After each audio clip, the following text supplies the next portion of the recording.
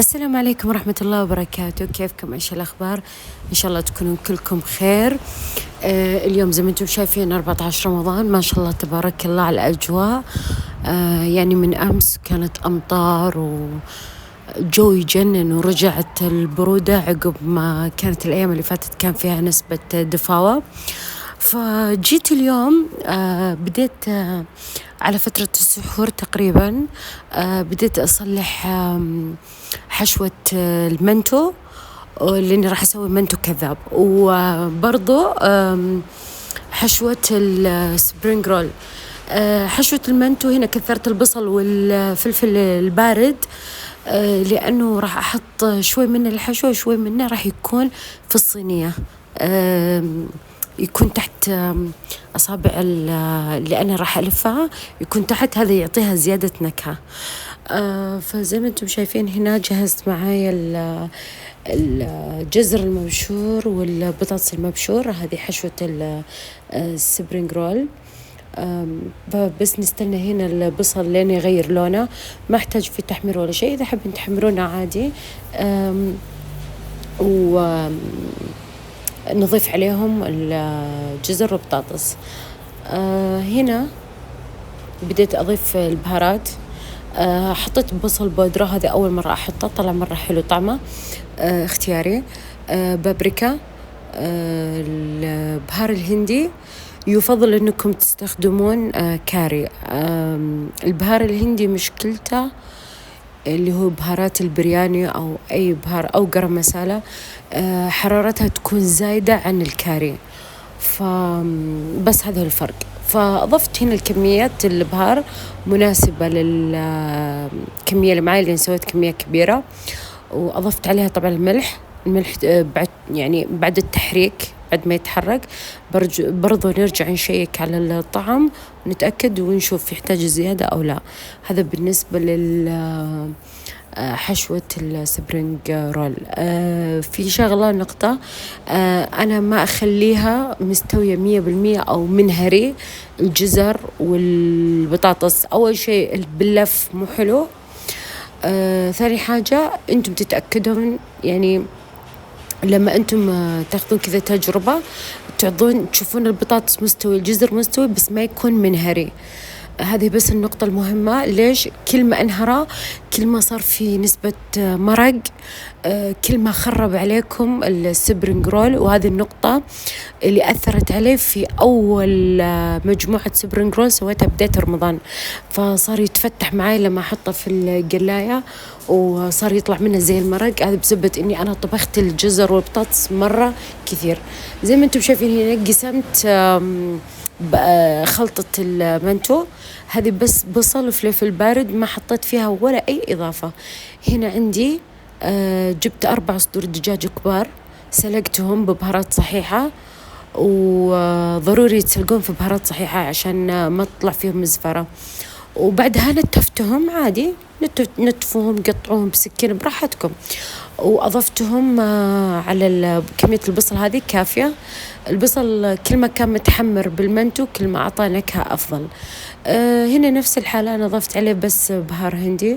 هو مو محتاج أي شيء، لأنه زي ما قلت لكم هو مسلوق في بهارات، فخلاص الدجاج متشبع طعم ورق الغار، القرفة، هذه الأشياء ضفتها، نجمة اليانسون.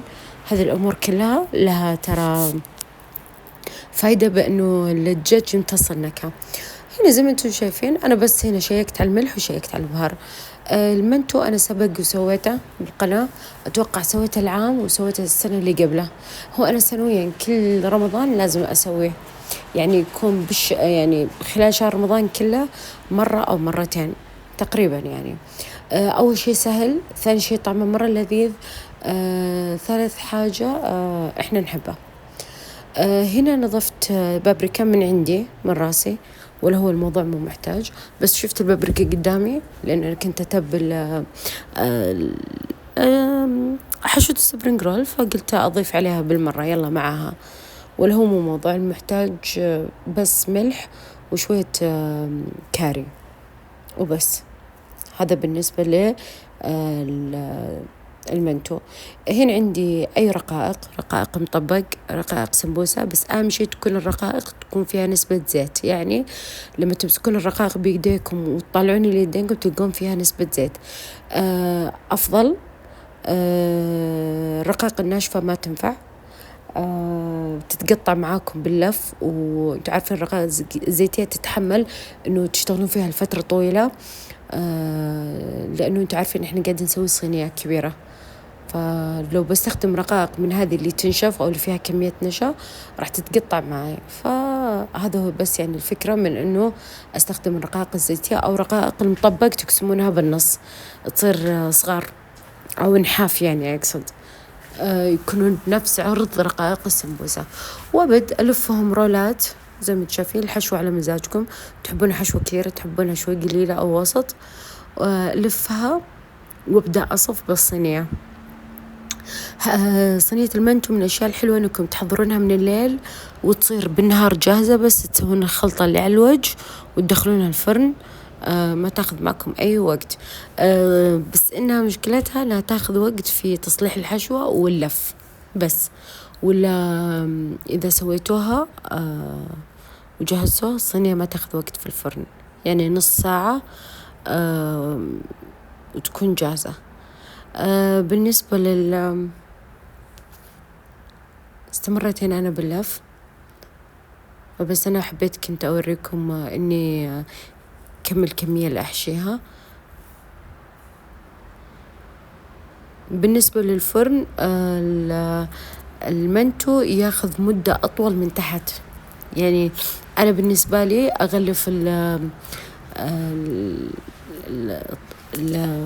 هذا اللي أنا حاطة فيه المنتو، أنا ما تشوفين اليوم ضايع الكلام مني، وأغلفه بقصدير وأتأكد تماما إنه قاعد لما أفتح القصدير بعد يمكن كذا قولوا 20 دقيقة أتأكد إنه الخلطة اللي أنا حطتها اللي هي القشطة والجبن تكون قاعدة أشوفها كذا تبقبق، يعني قاعدة تطبخ، عشان بس أتأكد إنه الرقائق استوت.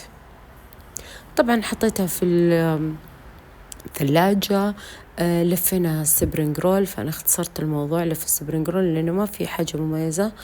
فأنا حطيت أول ما صحيت حطيت السبرينج رول بالقلاية، وجيت هنا أسوي خلطة المنتو اللي فوق، علبتين قشطة وكمية كثيرة من الجبن.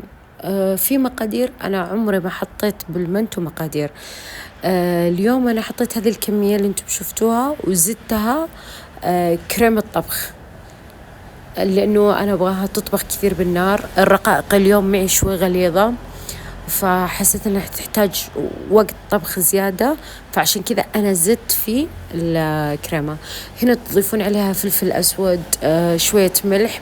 طبعا إذا أنتم ضايفين جبنة سائلة غالبا الجبنة السائلة تكون مالحة، فلازم تتأكدوا من الملح. تقدرون برضو هذه الخلطة تسوونها تغلفونها تحطونها في الثلاجة، يصير بس أول ما تصحون الخلطة تصبونها على وجه هذا، تغلفونها في قصدير وتدخلونها الفرن على طول.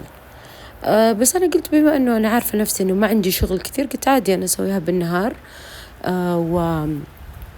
وأسقي فيها رولات المنتو زي كذا. قعدت أسقي لين تأكدت أنه دخل السايل أو الخلطة دخلت بين حبات السبرينج رول حبات المنتو، بس عشان موضوع زي ما قلت لكم عشان الاستواء، لأن هالمرة زي ما قلت بعد بالبداية الأوراق شوي أو الرقايق شوي غليظة. بهذا الوقت أنا كنت مولع الفرن على درجة حرارة 200 ومجهزته، لأنه ما أبغاها تاخذ معي وقت، أبغى يكون الفرن حامي على طول. أول ما أدخله فيه يبدأ يطبخ. طبعا تقدرون تستبدلون هذا كله، تستخدمون 3 ملاعق مثلا جبنة سايلة والباقي كريمة طبخ. الخلطة الأساسية هذه اللي تنحط على الوجه كل واحد ورغبته، بس هي أساسا قشطة جبنة، وعاد أنتم شوفوا إيش اللي يعجبكم. هنا بعد ما حطيتها على بالفرن، قلت أقلي كم حبة بف. هذه البف أنا حاشيتها بطاطس بالخلطة الهندية. أنا ما أعرف صراحة، سبق وشاركتها معكم السنة اللي فاتت أتوقع. إن شاء الله بكرة، ممكن بكرة بسوي كمية. أنا البف أحب أسويها كميات وأحطها بالفريزر. صراحة من الأشياء اللي يعني مرة حلوة تكون موجودة بالفريزر، سواء كان برمضان أو بعد رمضان. هنا أنا استخدمت رقائق البف اللي هي جاهزة، مو بف باستري، لا، اسمها رقائق عجينة السمبوسك. تجيب مغلفة من شركات كثيرة موجودة في الحين في الهايبرات تلاقونها، اسمها عجينة السمبوسك، تجي كذا دوائر. فهذه هي اللي استخدمتها، هذه الجاهزة. فسويت أنا زي ما قلت لكم سبرينج رول سمبوسة، وهي هذه البف. والحلا هذا سويت أختي بسبوسة بالكاسترد، مرة لذيذة. هنا ما شاء الله تبارك الله شايفين الأمطار ما شاء الله ما وقفت، الأجواء تجنن تجنن تجنن كذا. حبايبي نكون خلصنا فيديونا هذا اليوم، وأشوفكم بيوم جديد وفيديو جديد، ومع ألف ألف سلامة. مع السلامة.